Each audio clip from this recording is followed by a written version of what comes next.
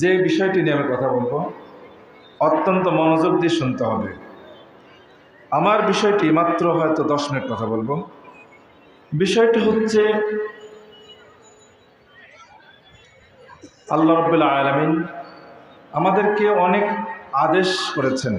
সালাত আদায় করতে বলেছেন, সিয়াম পালন করতে বলেছেন, হজ সম্পাদন করতে বলেছেন, যাকাত দিতে বলেছেন, এ ধরনের অনেক অনেক ভালো কাজ করতে বলেছেন। পাশাপাশি অনেক নিষেধ কাজ, যেগুলো অন্যায়, এমন অনেক কাজ থেকে আমাদেরকে বিরত থাকতে বলেছেন।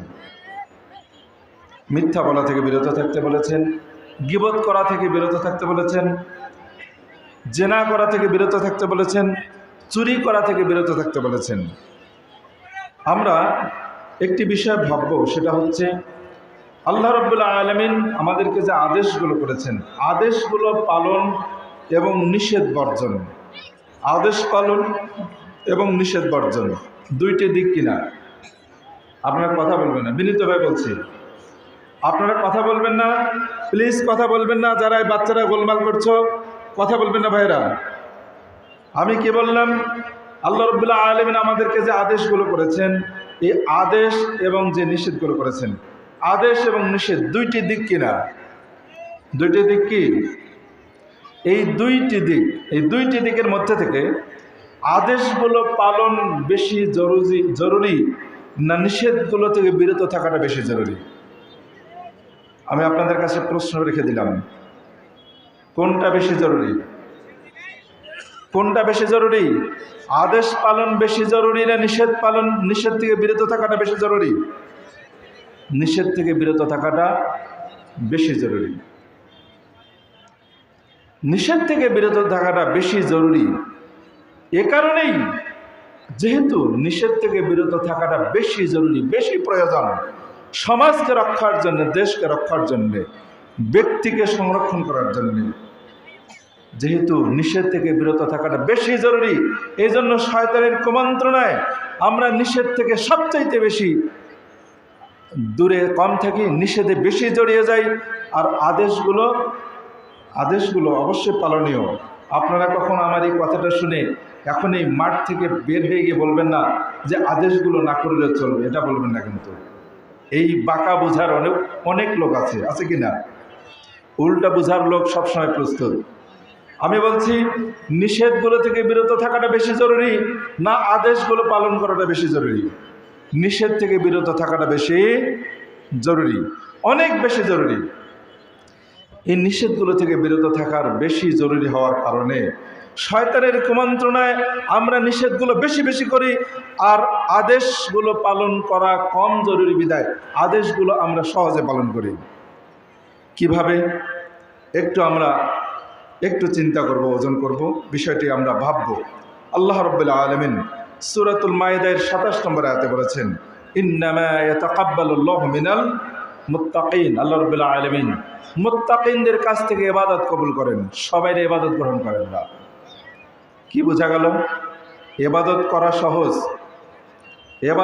সহজ, কিন্তু ওই ইবাদত আল্লাহ রাব্বুল আলামিন গ্রহণ করবেন কি করবেন না সেটা আশ্চর্য একটি বিষয়, অনেক বড় বিষয়, ভয়ঙ্কর বিষয়, অনেক অনেক বড় বিষয়, মারাত্মক বিষয়, যেটা আমরা কখন কল্পনাই করি না, ভাবিই না।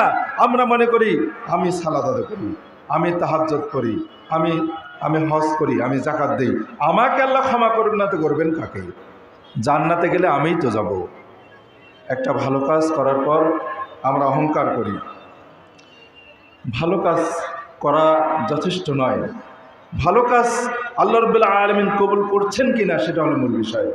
আর আল্লাহ রাব্বুল আলামিন ভালো কাজ কবুল গ্রহণ করেন একমাত্র যাদের মধ্যে তাকওয়া আছে, তাদের কাছ থেকে আল্লাহ রাব্বুল আলামিন ভালো কাজকে কবুল করেন।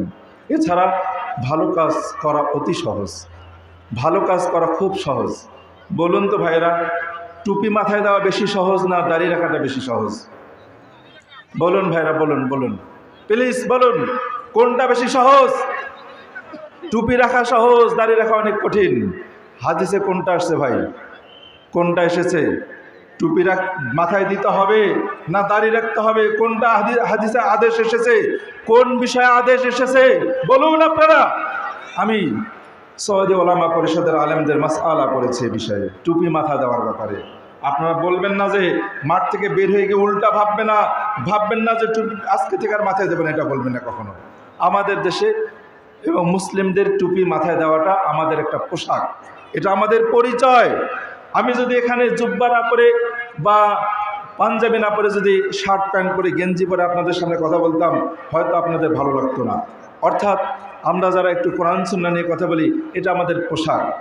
হাদিসে এটা নাই যে জুব্বা পরে ওয়াজ করতে হবে, এটা নাই, কিন্তু এটা আমাদের পোশাক, আমাদের পরিচয়, তাই এটা আমরা পড়েছি।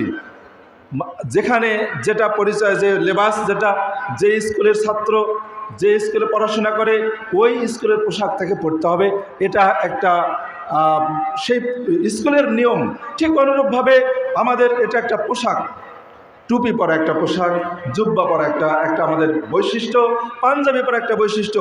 কিন্তু টুপি পরে সালাত আদা করতে হবে, পৃথিবীর কোনো আলেম কোনো একটা হাদিস দেখাতে পারবে না।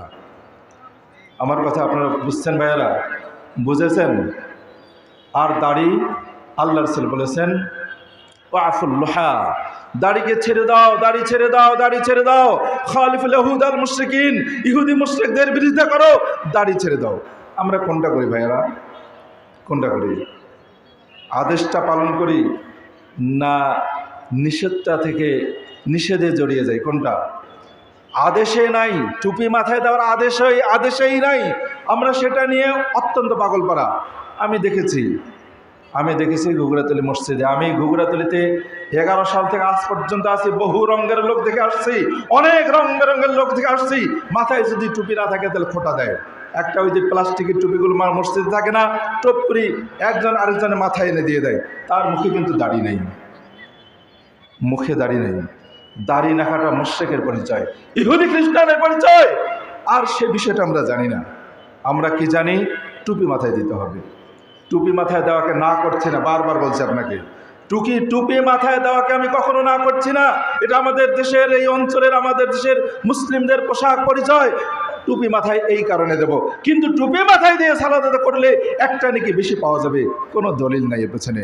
এটা আমার কথা বলছি না, এটা ওলামা পরিষদ, সৌদি আরবের অনেক বড় বড় আলেম, পণ্ডিত, বিজ্ঞজন যারা রয়েছেন তাদের গবেষণা থেকে এটা আমি এই 2 চোখ দিয়ে পড়ে আমার ব্রেন দিয়ে উপলব্ধি করেছি, তাই আপনাদের সামনে পেশ করলাম। তাহলে আমি বলছি, যেটা আদেশ পালন বেশি সহজ না নিষেধ থেকে বিরত থাকাটা বেশি সহজ? কোনটা? আদেশ পালন বেশি সহজ, নিষেধ থেকে বিরত থাকাটা অনেক কঠিন। যে কারণে আমরা নিষেধ থেকে বিরত থাকি না, বরং নিষেধটা করি আর আদেশটা সহজে করতে পারি। আরও দেখুন আমরা সালাত আদায় করছি কিনা? করছি তো, সালাত আদায় করি। এখানে অনেকেই সালাত আদায় করি আলহামদুলিল্লাহ, কিন্তু এখানে অনেক বেনামাজিও আছি, এটাও আছে। আমি যেটা বলতে চাচ্ছি, সালাত আদায় অনেক সহজ। সালাত আদায়, আমার সময় মাত্র 7 মিনিটের মতো। সালাত আদায় অনেক সহজ, কিন্তু সালাত সুন্নাহ ভিত্তিক আদায় করাটা অনেক কঠিন। সুন্নাহর উপরে আমল করা অনেক কঠিন। যে কারণে আল্লাহ রাসূল সাল্লাল্লাহু আলাইহি ওয়াসাল্লাম বলেছেন, আমার উম্মতরা 73টি দলে ভাগ হবে, বিভক্ত হবে, 72টাই যাবে জাহান্নামে, একটা দল যাবে জান্নাতে। তাহলে বলুন, সুন্নাহর উপরে আমল করা সহজ না বেদাতের উপরে আমল করা সহজ? কোনটা? বেদাতের উপরে আমল করা সহজ, সুন্নাহর উপরে আমল করা অনেক কঠিন। এত কঠিন যে কঠিন হওয়ার কারণে আমরা দেখি মানুষরা সুন্নাহ থেকে বহু পিছিয়ে। টাকনুর নিচে প্যান্ট, পাজামা, লুঙ্গি পরা, এটা আল্লাহ সাল্লাল্লাহু আলাইহি ওয়াসাল্লাম বলেছেন, মাসফালা মিনাল কাবাইনি ফিন্নার, টাকনুর নিচে যতটুকু ঝুলবে এটা আগুনে জ্বলবে। এই যে নিষেধটা, এই নিষেধ কাজটা আমরা করে যাচ্ছি, টাকনুর উপরে প্যান্ট, পাজামা, লুঙ্গি পরি না। আদেশটা পালন করছি না নিষেধটা পালন করছি? কোনটা বলুন তো দেখি, কোনটা? মনে হচ্ছে আপনারা আমার কথা বুঝছেন না। কোনটা বেশি সহজ? টাকনুর উপরে প্যান্ট, পাজামা, লুঙ্গি পরাটা অনেক কঠিন, টাকনুর নিচে ঝুলে দেওয়াটা খুব সহজ। হারাম কাজটা খুব সহজ, হারাম কাজ করাটা খুব সহজ। আর হালাল যেটা আদেশ সেটা পালন করাটা অনেক কঠিন। দেখুন, আমি যেটা বলতে চাচ্ছি, নিষেধগুলো থেকে বিরত থাকাটা বেশি জরুরি আদেশগুলো পালন করার চেয়ে। আমরা ওয়াজ মাহফিল আজকে বসিয়েছি। এই ওয়াজ মাহফিল করা অনেক সহজ, বাস্তবায়ন সহজ, কিন্তু এই মাহফিলে যত আলোচনা হবে, যত বিষয় নিয়ে কথা হবে, যত হালাল হারাম নিয়ে কথা হবে, সেই বিষয়গুলোর উপর আমল করাটা কঠিন না সহজ? বলুন তো দেখি, বলুন ভাইয়েরা, কোনটা বেশি সহজ? এই মাহফিল বসানো সহজ কিনা? সহজ। কিন্তু এই মাহফিলে যত আলোচনা হবে, সে আলোচনার উপরে আমল করাটা অনেক কঠিন। এটা সহজ না, এটা সম্ভব না, এটা মানুষদের জন্য খুব কঠিন। দেখুন, আমরা যে অন্যায়গুলো করে চলেছি, আমরা সিয়াম পালন করি কিনা? সিয়াম পালন করি। সিয়াম পালন করা সহজ। কেমন করে সহজ? একটা শিশুও সিয়াম পালন করে কিনা? করে কি? শিশু করে কি? আমাদের দেখা দেখি সিয়াম পালন করে, শিশুরা করে, ছোট বাচ্চারা করে। তারা জানে না সুন্নাত কি, বেদাত কি, তারা জানে না গীবত কাকে বলে। জানে কি? তারা মিথ্যা বলতে বোঝে, মিথ্যা কিছুটা বোঝে। আমাদের মিথ্যা বলা দেখে তারা শেখে, যে কারণে তারা মিথ্যা বলে। আল্লাহ রাসূল সাল্লাল্লাহু আলাইহি ওয়াসাল্লাম তিনি স্পষ্ট বলেছেন, হাদিসে আসছে, যারা মিথ্যা কথা, মিথ্যা কাজ ছেড়ে দিয়ে সিয়াম পালন করবে না, এই অনর্থ পানাহার ত্যাগ করার কোনো প্রয়োজন নেই। এই পানাহার ত্যাগ করে, গীবত থেকে বিরত না থেকে যারা পানাহার ত্যাগ করবে, তাদের এই সিয়াম সাধারণত অর্থগতভাবে এই সিয়াম হলো না। কাজেই যারা পাপে জড়িয়ে যায় তাদের সংখ্যা অনেক বেশি। গীবত থেকে বিরত থাকা সহজ না সিয়াম পালন করা সহজ? গীবত থেকে বিরত থাকাটা কঠিন না সিয়াম পালন করাটা কঠিন? কোনটা? গীবত থেকে বিরত থাকাটা অনেক কঠিন, সিয়াম পালন খুব সহজ। সিয়াম পালন সহজ। আমরা আরেকটু ভিতরে ঢুকবো। হালাল হারাম। আমরা যারা হজ সম্পাদন করি, দান করি, বিভিন্ন জায়গায় দান করি, হজ সম্পাদন করছি, এই যে যারা হজ সম্পাদন করছি, দেখবেন যারা হজে যাচ্ছি তাদের কয়জনের টাকা হালাল টাকা কয়জনের? যারা আজকে এই যে মাহফিলে বিভিন্ন খাতে বিভিন্ন জায়গায় অনেক খরচ করছি, কয়জনের হালাল টাকা আছে বলুন তো দেখি? হালাল খাওয়া সহজ না সালাত, সিয়াম, হজ, যাকাত, হজ সম্পাদন করা বেশি সহজ? কোনটা? সালাত, সিয়াম, হজ, যাকাত আদা করা অনেক সহজ হারাম খাওয়ার তুলনায়। হারাম খাওয়া অনেক, হারাম থেকে বিরত থাকাটা অনেক কঠিন। আজকে আমরা হারামে জড়িয়ে যাচ্ছি, প্রত্যেকেই হারাম কম বেশি খায়, কিন্তু যারা রাতে তাহাজ্জুদ পড়ে আর এদিকে হারাম খাচ্ছে, এদিকে সিয়াম পালন করছে, হারাম খাচ্ছে, হজ সম্পাদন করছে, হারাম খাচ্ছে, যত দান খয়রাত করছে তারপরেও হারাম টাকা দিয়ে দান করছে। অর্থাৎ হালাল খাওয়া অনেক কঠিন সালাত, সিয়াম সম্পাদনের চেয়ে। যিনি তাহাজ্জুদের সালাত আদা করেন, দুই মহিলা সম্পর্কে আল্লাহ রাসূলকে জিজ্ঞেস করা হয়েছিল। এক মহিলা রাতে তাহাজ্জুদ পড়ে, দিনের বেলা সিয়াম পালন করে, আর দিন হলে আর আশেপাশের প্রতিবেশীদেরকে সে সবসময় কষ্ট দেয়। একজন মহিলা, আরেক মহিলা তিনি রাতের বেলা তাহাজ্জুদ আদা করেন না, দিনের বেলা নফল সিয়াম পালন করেন না। এই দুই মহিলার মধ্যে কিন্তু দ্বিতীয় যিনি তাহাজ্জুদ এবং নফল সিয়াম পালন করেন না, এই মহিলা প্রতিবেশীকে কষ্ট দেয় না।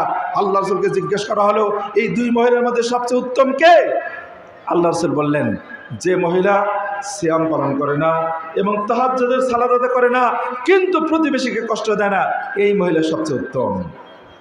তাহলে রাতে তাহাজ্জুদ বেশি সহজ প্রতিবেশীদেরকে কষ্ট দেওয়া থেকে বিরত থাকার চেয়ে। আমি কি সত্য বলেছি? সম্পদ যথাযথভাবে ভাগ বন্টন করা, নিজের ছেলে মেয়েদের মধ্যে উপযুক্তভাবে বন্টন করা, কোরআন সুন্নাহর আলোকে বোনদেরকে না ঠকানো, যার যতটুকু অধিকার তাকে ততটুকু অধিকার বুঝিয়ে দেওয়া। আমি এই বিষয়গুলো দলিল ভিত্তিক বলার সময় পাচ্ছি না, অল্প সময় যেহেতু। কি বললাম? আজকে সম্পদ ঠিক মতো বন্টন করা হচ্ছে না, হারামভাবে, অন্যায়ভাবে ছেলেদেরকে সম্পদ লিখে দেওয়া হচ্ছে, অবৈধভাবে অন্যায়ভাবে অনেক কাজ করা হচ্ছে। এভাবে একজনের সম্পদ আরেকজনকে দেওয়া হচ্ছে, অন্যায়ভাবে সম্পদ বিক্রি করা হচ্ছে, মিথ্যা কথা বলা হচ্ছে, ঋণ করে ঋণ অনর্থ শখে ঋণ করে ঋণ পরিশোধ করা হচ্ছে না। শখে ঋণকারীদের জানাজা আল্লাহ রাসূল অংশগ্রহণ করেনি, জানা বলেছেন সাল্লু আলা সাহিবিকুম, তোমাদের এই ব্যক্তির জানাজায় তোমরাই দাও। এভাবে অসংখ্য হারামখোর দিয়ে আমাদের সমাজ ভরা। কিন্তু তাহাজ্জুদ সালাত আদায়কারীর সংখ্যা কিন্তু কম নাই, হজ সম্পাদনা আদায়কারীর সংখ্যা কম নাই। মসজিদে মুসল্লি যদিও কম, যদিও অনেক কম, তারপরেও যে কয়েকজন মুসল্লি রয়েছি সেগুলো দেখবেন যে অনেকে হারামে জড়িত। স্ত্রীকে অন্যায়ভাবে চাকরি করায়, নিজেও অন্যায় হারাম চাকরি করে, সুদ খায়, ঘুষ খায়, অন্যায় জেনা ব্যভিচারমূলক বহু রকমের সমাজের অন্যায় অনাচারে লিপ্ত, ভয়ঙ্কর কাজে লিপ্ত। তিনি হাজী সাহেব সেজেছেন, তিনি মাঝে মাঝে কাবা শরীফ দর্শন করতে যান, সমাজকে দেখান আমি হাজী সাহেব, আমি হজ করি, আমি কাবার গেলাপ ছেয়েছি, আমি হাজারে আসওয়াদে চুমো খেয়েছি। খুব সহজ কাজগুলো, অনেক সহজ, টাকা হলেই কাবা শরীফে যাওয়া যায়। আমি দেখেছি সেই কাবা শরীফে বহু লোককে দেখেছি যারা কাবা শরীফে গিয়েছে শুধুমাত্র রং তামাশা করার জন্য। কিভাবে? তারা দেখার জন্যে, কাবার রাস্তাঘাট বাজারঘাট করার জন্যে, সোনা দানা কেনা ক্রয় করার জন্যে, শুধুমাত্র দেখার জন্যে। রিয়াদ এবং সেই সমুদ্র সৈকত ইত্যাদি সব দেখা দর্শন করেই তাদের মূল লক্ষ্য উদ্দেশ্য। ইন্নালিল্লাহি ওয়া ইন্না ইলাইহি রাজিউন। আমার এই কথাগুলো হয়তো আপনাদের খারাপ লাগবে, তবে যেখানে মুহাম্মদ সেখানে আবু জাহাল ছিল কিনা? ছিল কি? ছিল। অতএব আমি আপনাদেরকে, আমার সময় শেষ, আমি যেটা বলতে চাচ্ছি, সালাত, সিয়াম, হজ, যাকাত, জিহাদ এবং দান খয়রাত অনেক সহজ, অনেক সহজ, কিন্তু হারাম কাজ থেকে বিরত থাকাটা অনেক কঠিন। হারাম কাজ থেকে বিরত থাকার ইবাদত করার চর্চা করুন ভাইয়েরা। হালাল খাওয়ার চর্চা করুন, সুন্নাহর উপরে আমল করার চর্চা করুন। ইনশাআল্লাহ আপনার আমার ইবাদত আল্লাহ রাব্বুল আলামিন কবুল করবেন। কিন্তু হারাম থেকে যদি বিরত না থেকে যদি আপনি ইবাদত করেন, যত ইবাদত করুন না কেন, কিয়ামতের দিন যখন আপনি উপস্থিত হবেন তখন আপনার যত হারাম করেছেন ওগুলো পরিশোধ করতে যাবে। গালি দিয়েছেন সেটা পরিশোধ করতে হবে। আপনি অন্যকে অন্যভাবে থাপ্পড় মেরেছেন, পরিশোধ করতে হবে। অন্যের আইন কেটে নিজের জমির দিকে টেনে নিয়েছেন, আপনাকে পরিশোধ করতে হবে। আপনার গলায় সেই 7 স্তর জমি পেঁচিয়ে দেওয়া হবে অত্যন্ত ভয়ঙ্করভাবে। আপনার সব কিছু পরিশোধ খুঁটিনাটি একটা একটা করে বুঝে দিতে হবে, কোনো সন্দেহ নেই ব্যাপারে। অতএব হারাম থেকে বিরত থাকার চর্চা করুন। তারপর ইনশাআল্লাহ ইবাদত করলে আল্লাহ রাব্বুল আলামিন আমাদের ইবাদতকে কবুল করবেন। আল্লাহ রাব্বুল আলামিন, আমরা যতটুকু শুনলাম, ভাইয়েরা বিনীত অনুরোধ করে বলছি, আমাদেরকে ইসলাম চর্চা করতে হবে। আসলে কোনটা জরুরি এই মুহূর্তে, কোনটা জরুরি? এই মুহূর্তে যিনি ট্রাকের নিচে পড়ে গেছেন, একটা বাড়িতে আগুন লেগে গেছে, সেই আগুন নেভাতে হবে, ট্রাকে চাপা পড়ে যাচ্ছে, তাকে রাস্তা থেকে সরাতে হবে, না আপনি সাইডে বসে মিলাদ মাহফিল করবেন? কোনটা করবেন? যেটা বেশি জরুরি, আগে হারাম থেকে বিরত থাকার বেশি জরুরি। তারপর আপনি তাহাজ্জুদ, সিয়াম, সালাত, হজ, যাকাত ইত্যাদি এগুলো করার সিরিয়াল মতো আমি কখনো ভুল বুঝবেন না। আমি ওইসব কাজ করার জন্য অনুৎসাহিত করছি না। অবশ্যই ফরজ কাজগুলো করতে হবে, কিন্তু হারাম থেকে বিরত থাকার জন্য অত্যন্ত কঠিনভাবে চেষ্টা করতে হবে। আমি আপনাদেরকে এদিকেই উদাত্ত আহ্বান জানিয়ে আমার সংক্ষিপ্ত কথা শেষ করছি। আসসালামু আলাইকুম ওয়া রাহমাতুল্লাহি ওয়া বারাকাতুহু।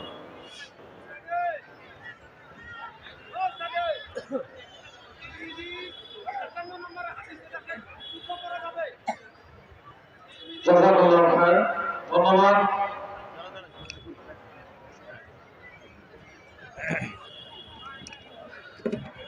ইন্না লিল্লাহি ওয়া ইন্না ইলাইহি রাজিউন। আমি একটাকে বলেছি, আমি হারাম বলি নাই। বলছি ভাই, আমি কি জুব্বা পরা হারাম বলেছি? আমি কি টুপি পরা হারাম বলেছি? আমি বরং পড়তে বলেছি। আমি বলেছি এগুলো পড়াটা আমাদের মুসলিমদের একটা পরিচয়, আমি এটা বলেছি। আমি বলি না। এই যে ভুল বুঝেছেন, দেখেছেন আপনারা দেখেছেন, প্রমাণ পেলেন ভাইয়েরা, ভুল বুঝেছেন। আপনারা আবার মনে রাখবেন, আমি কিন্তু ইসলামের কোনো কাজকে বা কাজে অনুৎসাহিত করিনি। আমি বলেছি আগে হারামগুলো থেকে বিরত থাকার চেষ্টা করতে হবে, আমি এটা বলেছি। আমার কথাটা ইনশাআল্লাহ পজিটিভ দিক ভাববেন, নেগেটিভ ভাববেন না। আসসালামু আলাইকুম ওয়া রাহমাতুল্লাহি ওয়া বারাকাতুহু। আরেকটা কথা বলি ভাই, 1 মিনিট, সামান্য একটু। আমি আসলে আমার অনেক কথা চলে আসছে, মানে আমরা সবসময় অন্যের কথাকে নেগেটিভ মনে করি। এই নেগেটিভ চিন্তা থেকে দূরে থাকবেন প্লিজ। অনুরোধ আপনাদের করজোরে করে বলবো, আপনারা কখন নেগেটিভ চিন্তা করবেন না। আপনি প্রত্যেকটি কথাকে পজিটিভ ভাববেন, যতই আপনার বিরুদ্ধে হোক না কেন পজিটিভ ভাববেন, ইনশাআল্লাহ আপনি সেটাকে সেটা আপনার উপকার করবে। আসসালামু আলাইকুম ওয়া রাহমাতুল্লাহি ওয়া বারাকাতুহু।